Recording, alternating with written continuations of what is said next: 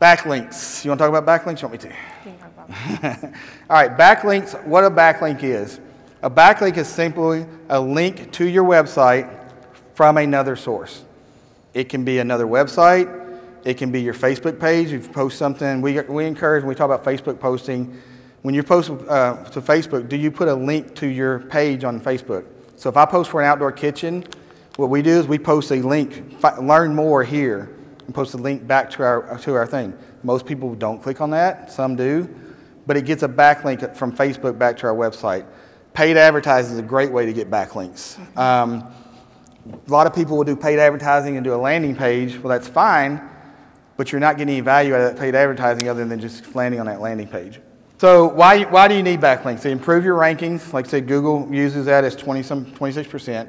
Boost your credibility. It helps Google find new pages on your website. It sends referral traffic to your site. Facebook, Outdoor Network Services, Google My Business, all of those are sources for backlinks.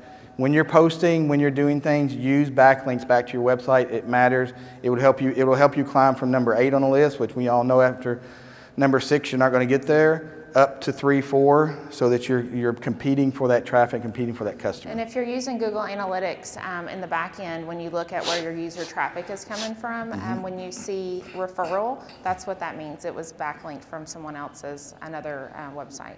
Okay, so I'm going to spend a little bit of time explaining why our network is helpful to your website and where it came from. I came from the pond industry. Just so you know, I started out in software, ended up building a pond because we loved it and stumbled into this whole outdoor living thing with that. But anyway, so we started out in the pond industry. Me and my partner started out helping. We had this idea that if we all worked together and we linked all of our websites together, then we would get better Google rankings locally. So we started off with a group of 10 to 15 of us that said, hey, and I built a couple of their websites, so we would put linking together. Then we got the idea of, okay, what if we have a centralized website where everybody links into and everybody links back out of?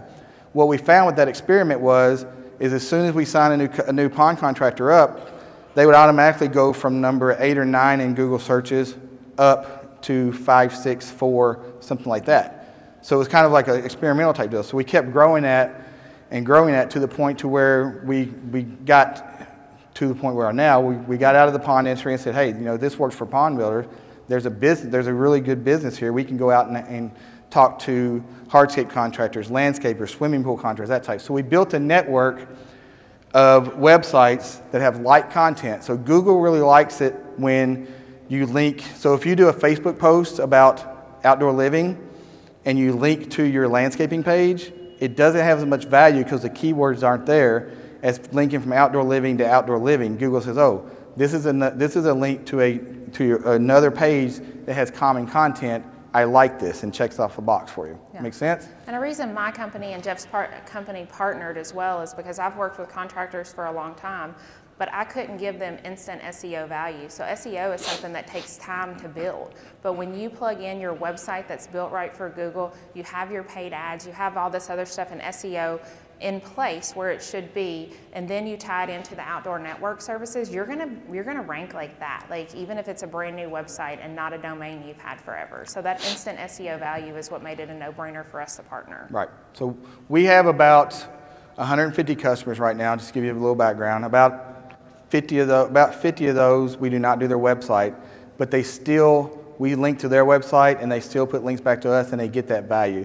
So we don't try to rebuild a website that's already doing good and checks off our boxes. It doesn't make any sense for us. We just want to get that website linked up and up at the top of the search engines.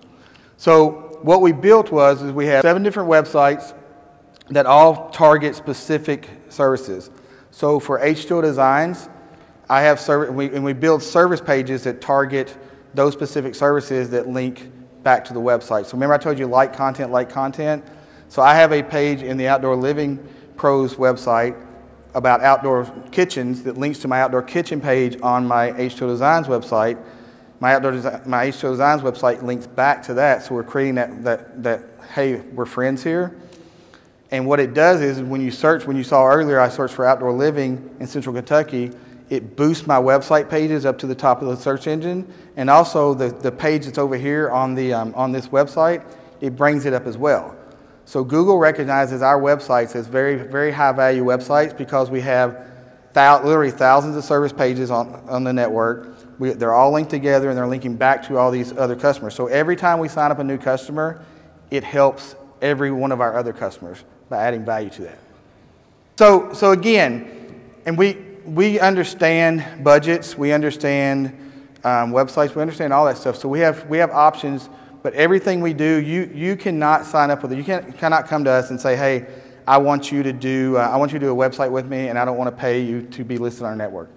We won't do it, just because we know we're not helping our other customers by doing that. So, make sense? Mm-hmm. Okay. Next slide. Okay, so paid advertising. There's a lot of buzzwords that wrap around internet marketing, behavioral marketing. I'm going to read through some of these, but they're all just online marketing and they're all paid advertising. And that can be through social media, that can be through Google Ads, but it's still paid marketing or paid advertising. So it can be contextual. You can target someone by what they're reading about. You can target someone by their demographics, where they live, what their age, are they married, what their job title is. Keyword retargeting, what they've been on the internet, made a search. You can retarget them based on that. What websites? Yeah. Raise your hand. You search for a tent, and all of a sudden you search for a new truck, and everything you go to has new trucks on it. Yeah. How many people have talked about with your wife or talked about something, and all of a sudden that ad shows up? Yep. Yeah. So that's audio retargeting. And then we have shopping dynamic product feeds. So whenever you Google, brown boots on the internet and you see all these brown boots that come up, those are all dynamic shopping ads. And then CRM or list targeting. So we can take your current list of 1,000 people and we can find lookalike audiences. So you can either target those people through internet ads, or you can also target a lookalike audience, which is similar to those people, where they live at, what they're searching, what they're doing. And all of that just means behavioral in-market targeting, in-market targeting. So there's all these buzzwords, but it's still all the same. We really like to set things up to where it's a little bit of all of this. So it can be very responsive to people, and you can hit all of these different areas to reach more people as well. Yep. Yeah. So this just kind of shows you different kinds. So if you see up in the top here where it says ad, this is Pond Contractor, Lexington, Kentucky, and you see ad up here, that's a search engine marketing ad. People also call that PPC and SEM. Or Google search ads, but it's really all the same thing. A lot of companies, if you do any of these ads through traditional media companies like your TV stations, they actually use a third-party company that's going to cost you more per click than if you went to Google Direct. And so everything we do is Google Direct. We're a Google partner. So one thing that I found important, 5 years ago, I did not believe in paid advertising. I didn't do it. Crystal stayed on me for years to try to get it to do it. But what happened is Google changed things up. Google makes money off of ads, right? So Google said, okay, well, we're going to not, it used to be there's like 1 or 2 ads at the top. It used to be 3. It used to be 3, but now when you Google something and there's paid ads there, it pretty much takes up your whole screen. Then Google said, oh, we want to increase my Google My Business too, so now you have 3 or 4 Google My Business. When you search, you pretty much don't get down to the organic till you scroll down with that. So organic is still important, but adding the Google My Business and the paid ads to that captures the attention at the top of the page with that. And then what the organic does, it helps verify your Google My Business and your paid ads. Yeah, the more users you have on your website, the more Google's going to give you authority over your competitors. So if you're running paid ads on top of doing good SEO, the paid ads create more users faster. It's like an instant return on your investment. And Google sees that as giving you more authority because you have more people having more engagement on your website than your competitors.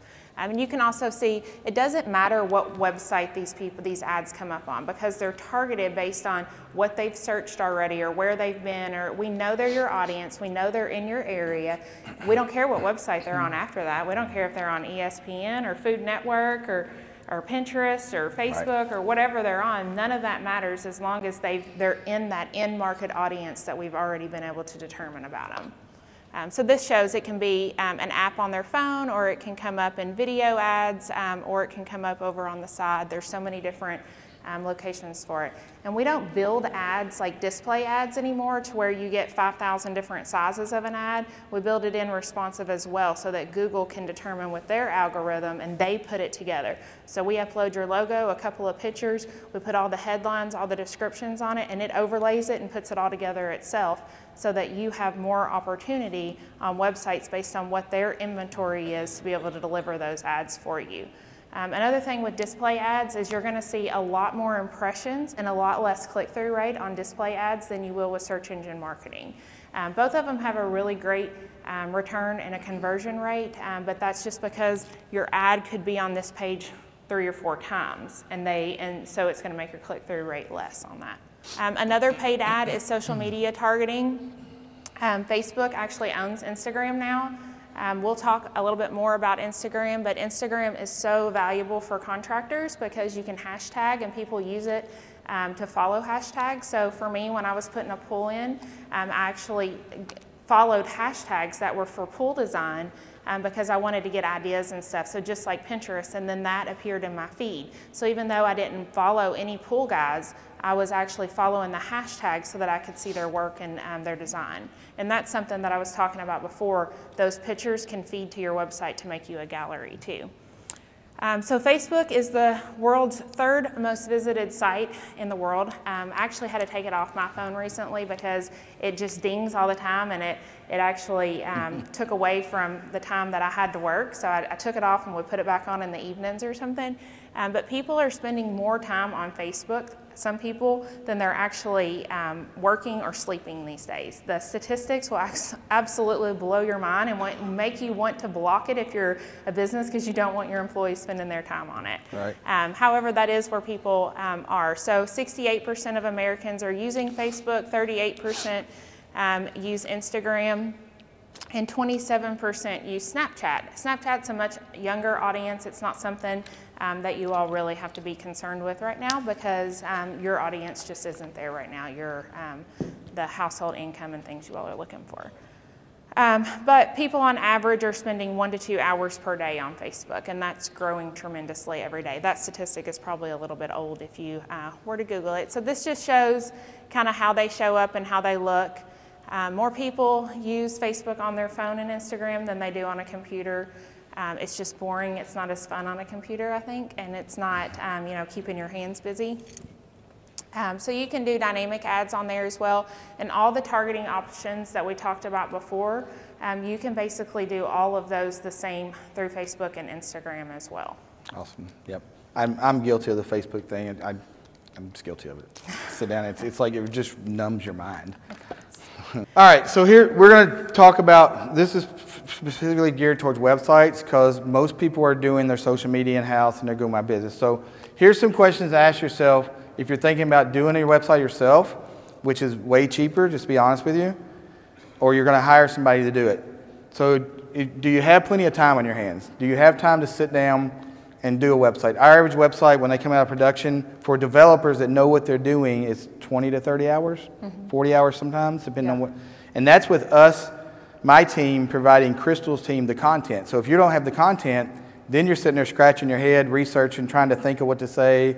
Oh, did this page sound stupid? Did I come across the way I wanted it to? That type of stuff. So that's not even counting content writing. We do the content writing in-house on our end before we hand it off to Crystal's team. So that's, you're probably looking at 100 hours of development by the time it's all said and done. Well, it's kind of like if you do your own payroll, like are you calculating your own taxes and sitting in hand doing all that? Do you want to learn that business? Like, I don't want to learn the landscaping business, so you hire a professional. Right. You're just getting started and have a limited budget. This is probably one of the most legitimate arguments I hear and I'm okay with for websites. Get something out. If you don't have a website, I talked about not doing a one-page website. Get a one-page website up here. If that's all you got, just make sure that one page is really good, and then make plans to grow it over the winter. Make plans to do things with it, to grow things in the future with it. A website is a work in progress, always. My website has about 45 pages on it, maybe, something like that. Yeah. I know you charge me a lot to do that. But anyway, so you're going to start off with 4, 5 pages. That's your core businesses. Then you're going to start breaking it out. Say, oh, I did this project. I want a page dedicated to this project site. It's a really cool project. I want people to see that. And keep growing it again. Again, it's an evolving tool. It's not just do it and be done. Are you proficient in writing content, SEO, and website design? Do you know how to do this stuff? A lot of writing content for Google is just what I'm doing here. If you talk to someone about what your services are, turn that into content. Make sure you put your location and make sure that the keyword for that page is repeated. But it's not rocket science, but do you have time to do it, and do you have time to do it grammatically correct? I am horrible at writing content. I can write content all day, I know what it is, and then I have somebody that goes back and proofreads it. It's like, why did you use 2 periods here? Why are you capitalizing letters in the middle of the sentence? It's grammatically correct. So you don't want to sit something out there that doesn't look good to people, okay? When to hire a professional, the exact opposites. So be honest with yourself. Do you have a budget to do this? Find out, do the research. If you don't have the budget right now, do the research. What's this going to cost me? Go out, get the work, bust your tail, reorganize your priorities, and say, okay, for next year, I want to set aside $200 a month to do this. And then the next year, I'm going to pay for a website, so I'm going to set aside another $400 a month. So if you can't do it all right now, do something. You know, when's the best time to plant a tree? Yesterday, right?